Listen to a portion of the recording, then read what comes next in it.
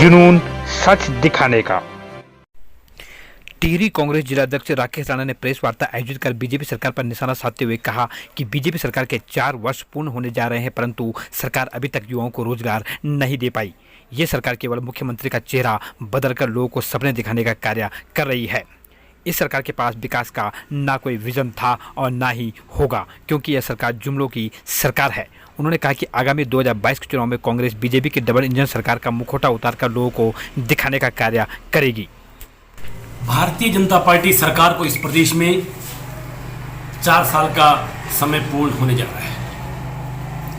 हम कांग्रेसियन लगातार 4 सालों से तमाम विषयों पर भारतीय जनता पार्टी की जो जन विरोधी नीतियां हैं उन पर हमने सवाल किए, और बहुत सारे ऐसे सवाल हैं, बहुत सारे ऐसे विषय हैं कि जिन पर आज भारतीय जनता पार्टी ने अपना चेहरा बदलकर उन तमाम विषयों का जवाब भी जनता के सामने रख दिया है।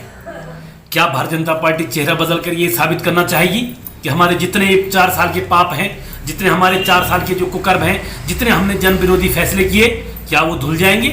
तो ये संभव नहीं है। उत्तराखंड प्रदेश की महान जनता के साथ, खासकर उत्तराखंड के बेरोजगार नौजवानों के साथ भारतीय जनता पार्टी ने एक वादा किया था, एक वचनबद्धी की थी कि इसे हमें डबल इंजन की सरकार दे दीजिए, हम प्रदेश में लगातार 2 लाख बेरोजगार नौजवानों को रोजगार देने का काम करेंगे। आज आप देख लीजिए, अप्लाइमेंट ऑफिस में बेरोजगारों की बड़ी भारी एक फहरिस्त एक तैयार हो चुकी है, और भारतीय जनता पार्टी ने विभिन्न विभागों में, तब चाहे कोऑपरेटिव बैंक में हो, तब चाहे शिक्षा के क्षेत्र में, हायर एजुकेशन में असिस्टेंट प्रोफेसर के मामले में हो, तब चाहे पुलिस विभाग में हो, तब चाहे और तमाम डिपार्टमेंट में भर्ती प्रक्रिया शुरू करी। वो शुरू सिर्फ इसलिए करी कि उन लाखों बेरोजगार नौजवानों से उनसे पैसा इकट्ठा करने के लिए, फॉर्म के नाम पर वसूली करने के लिए उनसे करोड़ों रुपए इकट्ठा किया, और आज ढाके 3 पात हैं। आज किसी भी डिपार्टमेंट में भारतीय जनता पार्टी सरकार ये नहीं कह सकती है कि हमने 10 बेरोजगार नौजवानों को रोजगार देने का काम किया।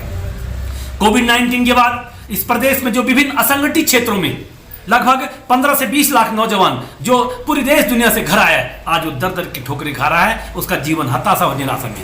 पूर्ववर्ती सरकार, उनको हमारी सरकार ने जो बेरोजगार नौजवान थे उनको उनकी योग्यता के आधार पर उनको बेरोजगारी भत्ता देने का काम करती थी, लेकिन आज सरकार ने उनके साथ छलावा किया है, उनके साथ अन्याय किया है, और अब जो है अब अपने पाप धुलने के लिए कभी हरिद्वार महाकुंभ की बात करते हैं। भाई, हरिद्वार महाकुंभ में बेरोजगार नौजवानों की टकटकी लगी रहती है। पूरे जो ऋषिकेश, हरिद्वार, उधम सिंह नगर, तब चाहे हमारा जैसे हम पीरान कलियर से हम जब शुरू हो जाते हैं वहां से लेकर और टिहरी उत्तरकाशी के बेरोजगार नौजवानों की एक आस रहती है कि हरिद्वार महाकुंभ 12 वर्ष में आएगा, बड़े स्तर पर होगा और हमें बहुत अच्छे तरीके से वहां पे रोजगार मिलेगा। लेकिन भारतीय जनता पार्टी ने उनके सपनों को जो है धूल मिट्टी में मिलाने का काम कर दिया, और इस तरह की बंदिशें वहां पर लगाने का काम कर दिया कि आज मात्र जो है 15 दिन का समय है, 1 महीने का मात्र आपने का जो है हरिद्वार महाकुंभ का समय दिया है, जबकि 4 महीने का शास्त्रों में लिखा हुआ है। 120 दिन से ज्यादा जो है महाकुंभ होता है, 120 दिन से ज्यादा, लेकिन कुछ नहीं है। वहां करोड़ों अरबों रुपए वहां भी ठिकाने लगाने का काम भारतीय जनता पार्टी करने जा रही है।